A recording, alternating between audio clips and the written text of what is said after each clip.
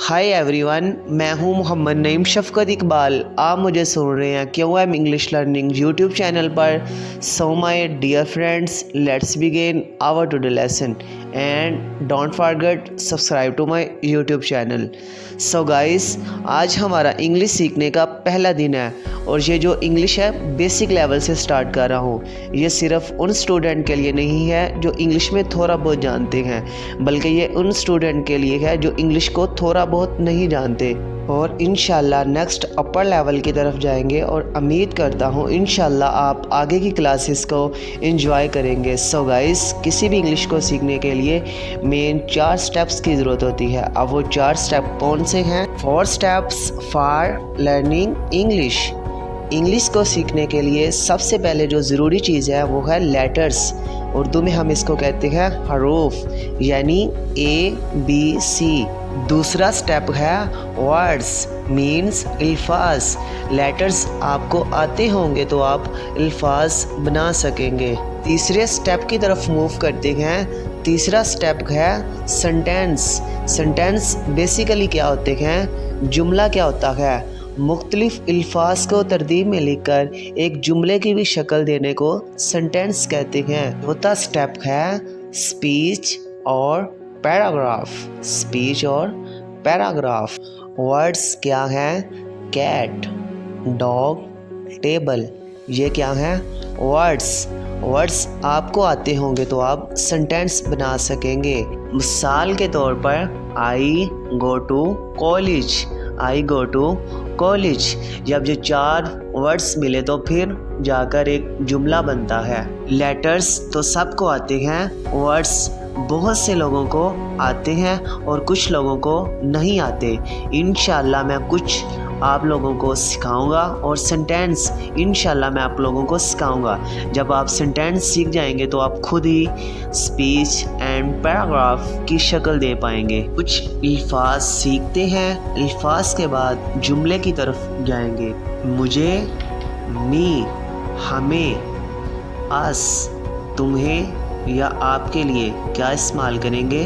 You, उन्हें, दे, उसे, लड़के के लिए, हिम, उसे, लड़की के लिए, हायर, पढ़ना, रीड, लिखना, राइट, पहनना, वायर, खाना, ईट, बनाना, टेल, पूछना, आस्क, पकाना, कुक, मैं, आई, हम, वी, तुम या आपके लिए क्या इस्तेमाल करेंगे? यू, वो, जमा हो तो। अगर ज़्यादा लोग हों तो वो हो तो क्या इस्तेमाल करेंगे? दे, वो एक लड़के के लिए। ही, वो एक लड़की के लिए। शी, ये, इट, बोलना, स्पीच, जलना, गो, आना, कॉम, काम करना, वर्क, खरीदना, बाय, देखना, वॉच, सुनना, लिसन। इंशाल्लाह हम अल्फाज सीखते रहेंगे। आप हमारा यूट्यूब चैनल सब्सक्राइब कर दें। चलो गाइस, एक सेंटेंस हम किस तरह बनाते हैं? सबसे पहले हमें एक जुमला बनाने के लिए क्या चाहिए होता है? सब्जेक्ट, वर्ब और थर्ड पॉइंट है ऑब्जेक्ट। सब्जेक्ट, वर्ब और ऑब्जेक्ट। एक अल्फाज जो जाहिर करता है किसी वाक़या को या किसी हालत को। एग्जाम्पल देखते हैं। मैं कॉलेज जाता हूँ। काम करने वाला कौन है यहाँ? मैं। आई, सब्जेक्ट क्या है? आई। नेक्स्ट देखते हैं। हम क्रिकेट खेलते हैं। यहाँ काम कौन कर रहा है? हम। वही। यहाँ सब्जेक्ट क्या है? वही। आप इंग्लिश सीखते हैं। यहाँ इंग्लिश कौन सीख रहा है? आप। तो यहाँ सब्जेक्ट क्या है? आप। जो काम करने वाला या जो काम सर अंजाम दे रहे हैं उससे क्या कहते हैं? सब्जेक्ट।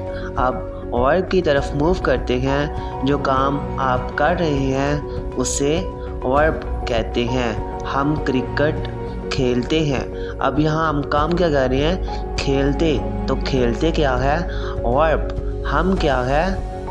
सब्जेक्ट, आप इंग्लिश सीखते हैं। अब आप क्या है, सब्जेक्ट। अब यहाँ आप काम क्या कर रहे हैं, सीख रहे हैं ना, तो सीखना क्या है, वर्ब। मैं कॉलेज जाता हूँ। अब यहाँ हम काम क्या कर रहे हैं, जाना, जाता हूँ, तो जाता क्या है, वर्ब। अब मैं क्या हूँ, सब्जेक्ट। जिस चीज़ पर काम वाक़या हो रहा हो उससे क्या कहते हैं, ऑब्जेक्ट। अब इसकी एग्जांपल देख लेते हैं। मैं इंग्लिश पढ़ता हूँ। अब मैं क्या है, सब्जेक्ट, इंग्लिश क्या है, ऑब्जेक्ट, पढ़ना क्या है, वर्ब। गाय घास खाती है। गाय क्या है, सब्जेक्ट। अब घास क्या है, ऑब्जेक्ट, खाती क्या है, वर्ब। अब आपको सिंपल समझा दूँ, ऑब्जेक्ट क्या है, जिस चीज़ पर काम हो रहा है उसको क्या कहते हैं, ऑब्जेक्ट। वर्ब क्या है, जो काम है। सब्जेक्ट क्या है, काम करने वाला। सो गाइस, आपको हमारी वीडियो अच्छी लगी होगी। नेक्स्ट क्लास के लिए इंशाल्लाह आप हमारे यूट्यूब चैनल को सब्सक्राइब कर दें।